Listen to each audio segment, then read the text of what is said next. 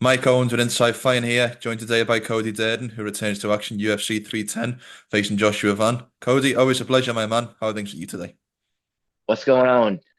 Uh, Things are good. Just getting up. It's 9:30 a.m. here. I know it's like 2 o'clock there in London, but getting my day started. About to go to practice at 10, and then I got another practice at 11. So busy afternoon today.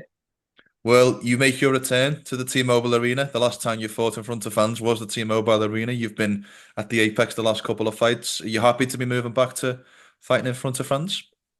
Absolutely, absolutely. The Apex is kind of like home now, but I enjoy fighting in front of a crowd. Like a gladiator. So. That's what it feels like when you're in there. It's a little different. The cage is bigger, but man, it's the same objective. Get in there and get my hand raised at all costs. Does it make an actual difference to you in terms of the performance, or maybe just as you mentioned there, in terms of the cage size, in terms of how you actually prepare, going from fighting in the Apex to fighting in the bigger cage and in the T-Mobile? Man, I think the fans, the energy, um, and the atmosphere of having a crowd is so much better. Hmm, Like I just feed off of it. I love it. We have to talk about the last fight because you go in there on 1 week's notice and you get a win like that over Matt Schnell. First and foremost, talk to me through a little bit about the experience of taking a fight on such short notice. Give me a little bit of a walkthrough of how that all came to be and how the kind of the week was for you. Yeah, so man, that Monday before, about 6 days before, it was Labor Day, which is a Mm, holiday in the US. And that Sunday night, the night before Labor Day, me and my wife decided to go out. Went to the bar, had some drinks, and man, I got drunk as hell. So then Monday, I just chill at home all day. I didn't do much, and then Tuesday I went back to sparring, and I went and sparred 5 rounds, and I had some good rounds, and then I saw Matt Schnell's opponent pulled out for that weekend. So I got on Twitter and I was like, man, it doesn't matter to me, family, friends, or teammates. I'm here to fight. Let's make this fight happen.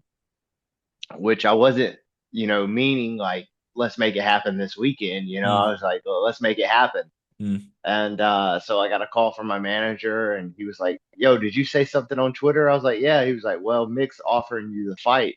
I was like, "All right, well, tell him to push it back a few weeks, and we'll do it." And he was like, "Nah, he wants it this weekend." And I was like, I had to think. About it for a moment. Mm. So then I was like, "Fuck it, tell him to give me a new contract, and I'll take it." So got a new contract. Uh, I just went and fought, man. I had my wife in my corner. Mm. I This is what I do, bro. Like I've had a few fights in the UFC short notice. I had a 6 day notice, a 4 day notice, and a 2 week notice fight in the UFC. I've Mm. had three short notice fights. So, you know, you just gotta keep training, stay prepared, and that's what I do. I train every day. This is my life. I like to work hard, play hard. So that's what I do. And I And imagine with luckily it turned out, it worked out great. well, I imagine with how the last couple went before that, that victory, especially on short notice, must have felt even sweeter. I know, man. I mean, just fighting Tiger and how everything went down, and then dominating it, Bruno Silva, and then getting caught with an uppercut. Mm.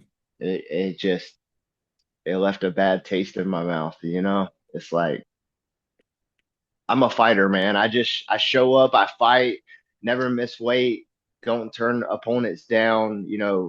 Bruno Silva staying in the dorms with me right now here at Wow. American Top Team. You just take your loss like a man and move on.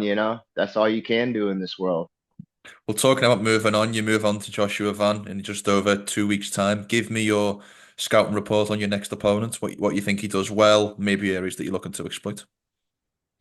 Man, I think he's a solid fighter. I think his hands are awesome.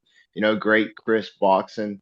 And he's got a ground game too. So I wouldn't say he's the best at the ground, but overall, it's going to be a great fight because everybody keeps telling me, like use your wrestling, use your dude. I don't have to use my wrestling. Like my Mm, hands are great, just the fans are saying that, but man, I'm trying to give you guys, I'm trying to give you Mike, I'm trying to give you, the fight of the year.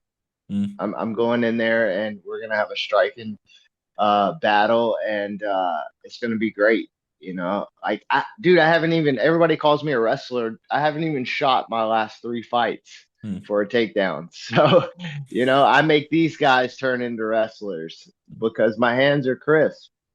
Well, I was going to ask you about that because even when you look at Josh's very, very early UFC running, and specifically the last fight, the Sphere against Shirez, like every fight of Joshua's fights is a war. You're saying there about you having shot takedowns in your last couple of fights. I imagine when you look at this matchup, you're expecting a fight. Like this is going to be 15 minutes of a back and forth real fist fight. Yeah, yeah, for sure. I mean, that's what I want. I wanna get in there and see who falls first.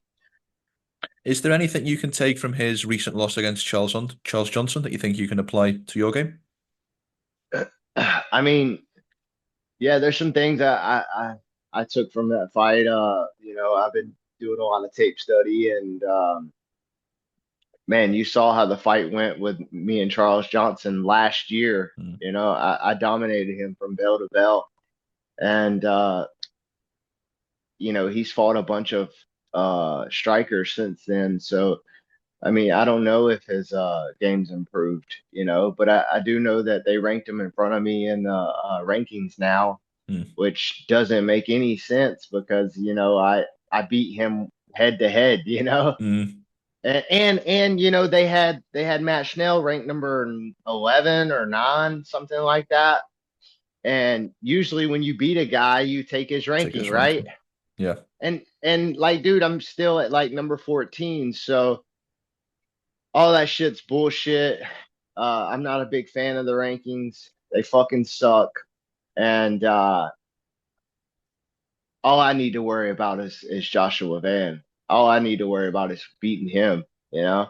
Mm, And that's what I've been focused on, man. I've been down here at Coconut Creek, sparring the best guys in the world. I had a 4-round war yesterday with Pantoja. So uh, and it was a real fight. So I mean, I'm ready, dude. I'm firing on all cylinders, and I can't wait. That's an interesting point you mentioned about the rankings because that's a very interesting point to discuss about your division because the next title fight on the same card that you're fighting against your training partner Alexandre Pantoja is a guy who's never had a win inside or a fight inside the UFC in Kai Asakura. How do you feel about a guy coming in from another organization and getting a title fight in his UFC debut? I mean, good for him. I'm not a hater. He's got a good resume. It's not a UFC resume, but that doesn't mean he's not good. Mm, And he's built a fan base outside of the UFC, which so the UFC brings these guys in like him, because they're from a different market. He's from the Japanese market, and he's kind of a star in Japan. So, um, yeah, if he wins, he's a big superstar. But if he loses, he goes to the back of the line. mm, So we'll see what happens. I don't see him beating Pantoja though. He hasn't made flyweight in what, 7 years, and he might be able to make it, but it's different fighting at flyweight for the first time mm, when you hadn't made weight in a while. Like that's what I did when I came to the UFC. I fought at 135, and then I dropped down. I hadn't made 125 in like 3 4 years, and I dropped down, and I made the weight. Everything was cool, but I didn't feel like I could have absorbed as much punches at 135, if Yeah. that makes sense. Yeah. Like I felt kind of brittle. Mm.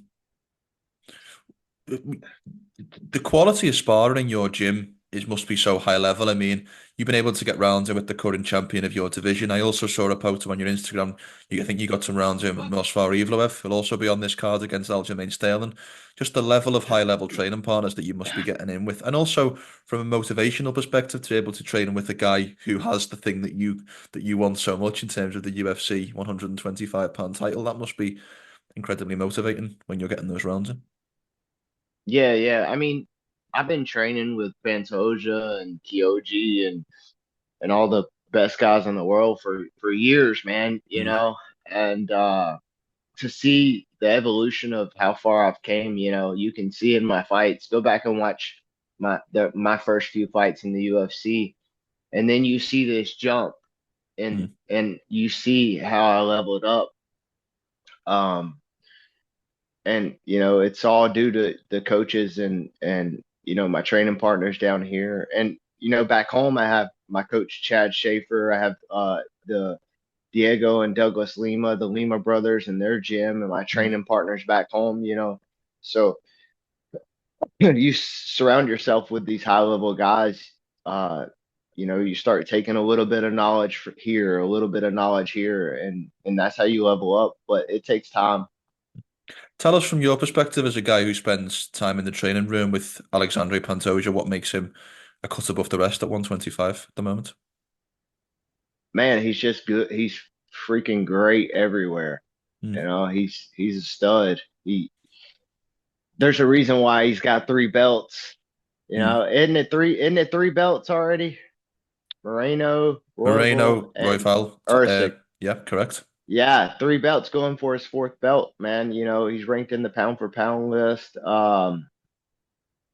He's incredible, man. And to get in there and get to spar a guy like that and really see where you're at, I believe I belong with the best, and I train with the best. That's why I believe that. Well, turning the conversation back to yourself for the last question, give me a walkthrough of the perfect fight day on the 7th of December as you envisage it. So when you wake up in the morning to when you go to sleep at night, talk me through a perfect day.